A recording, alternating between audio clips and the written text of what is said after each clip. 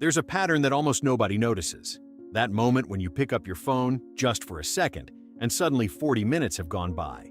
You've scrolled through dozens of videos, posts, stories, and yet you still feel that empty sensation.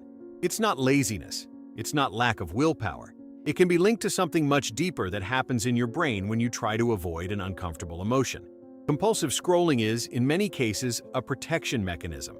Your brain is trying to protect you from something, and we need to understand what.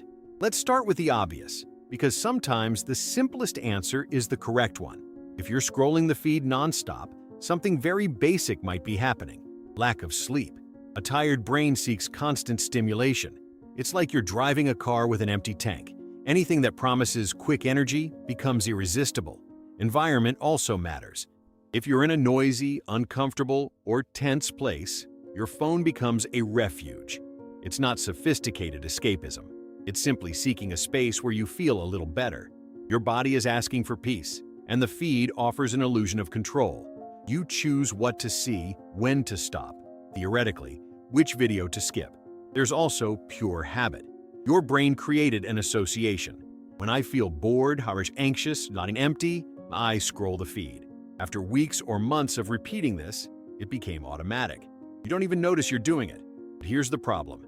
If it were just that, it would be easy to solve. Sleep better, change your environment, break the habit, done. But many people do all of that and still keep scrolling. Now we're entering something more interesting. Compulsive scrolling can be linked to avoidance. It's not laziness. It's active resistance against something you don't want to feel. Think of it this way. There's an uncomfortable feeling waiting for you. It could be anxiety about something you need to do. It could be guilt about something you didn't do. It could be existential boredom, that sensation that something is missing in purpose. It could be loneliness, even if you're surrounded by people. It could be frustration with your life as it is right now. When that feeling starts to appear, your brain does the following. Wait, we're not going to feel that right now. Let's look for something more interesting. And then you pick up your phone. Scrolling offers something those feelings don't offer: constant novelty. With each scroll, there's something new. A new video, a new comment, a new image. Your brain receives dopamine. Not much, but enough to keep you hooked. It's like taking small sips of water when you're thirsty. It never satisfies, but it keeps you alive enough to not face the real thirst. In some cases, avoidance is so automatic that you don't even notice it. You don't consciously choose to avoid. Your body simply picks up the phone. It's like when you're nervous and start fidgeting with something. A pen, your hair, your nails. Scrolling is the digital version of that. Here's where it gets interesting, and where most explanations stop out of fear of sounding too psychological.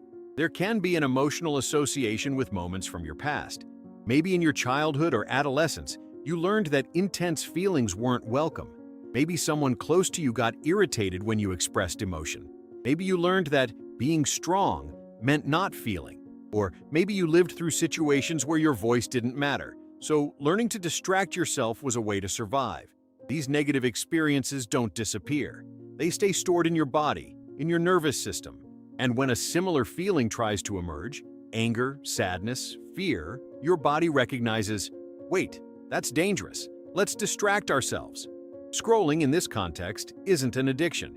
It's a protection mechanism that makes sense. Your brain is saying, I've already learned that feeling is risky. Let's avoid it. There's also the question of identity. Many people build an image of themselves based on productivity, success, or control. When life doesn't match that image, when you're stuck in a boring job, in a relationship that doesn't work, in a situation you didn't choose, there's a dissonance. And scrolling offers a way out. You don't need to think about failure if you're watching the feed. Here's something almost nobody talks about. Acting is risky. If you stop scrolling and face what you're feeling, you might need to do something about it. You might need to talk to someone, change direction, admit that something is wrong, or, worse yet, discover that you don't know what to do. Scrolling is safe. It doesn't demand anything from you. There's no risk of rejection, failure, or responsibility. You can scroll forever and nobody will charge you for anything. Your brain knows this equation, and when there's uncertainty out there, it prefers the safety of the feed. But there's a cost. Every time you scroll instead of facing the feeling, you're reinforcing the message, you can't handle this. Your brain becomes more dependent on distraction. Anxiety gets bigger. Avoidance becomes more automatic. Here's an important detail. Scrolling works. In the short term, it really does work. You feel better. Anxiety decreases, boredom disappears. You get that hit of dopamine. But, and this is crucial, it works too well. It works so well that your brain learns. Whenever something bad appears, scroll the feed. And then, your brain starts creating bad situations just to have an excuse to scroll. You get anxious because you know you're going to scroll. You scroll because you're anxious. It's a cycle. And here's the insight. You're not scrolling because you like to scroll. You're scrolling because there's something you're trying not to feel. And until you figure out what, no amount of digital discipline will work. First, recognize the pattern without judgment. You're not weak. Your brain is doing exactly what it was programmed to do. Protect you. The question is, protect you from what? Second, start small. You don't need to stop scrolling all at once. But next time you pick up your phone, pause for a second and ask yourself, what am I trying to avoid right now? It could be something small, an uncomfortable thought, a task, an emotion. Just name it. Third, offer your brain an alternative. If scrolling is safe, offer something even safer. Deep breathing, a walk, talking to someone, writing down what you're feeling. Something that isn't scrolling but also isn't facing everything at once. Fourth, understand that this takes time. Your brain built this strategy for a reason. It won't disappear in a week. But each time you choose something different, you're creating a new neural pathway. Compulsive scrolling isn't a technology problem.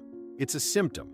It's your brain saying, there's something here that I can't process on my own. The good news? You can learn to process. You can learn to feel without falling apart. You can learn that you're stronger than you think, but that only happens when you stop scrolling and start looking. And here's the counterintuitive part. The more you try not to feel, the more you need to scroll. The more you can feel, the less you want to scroll.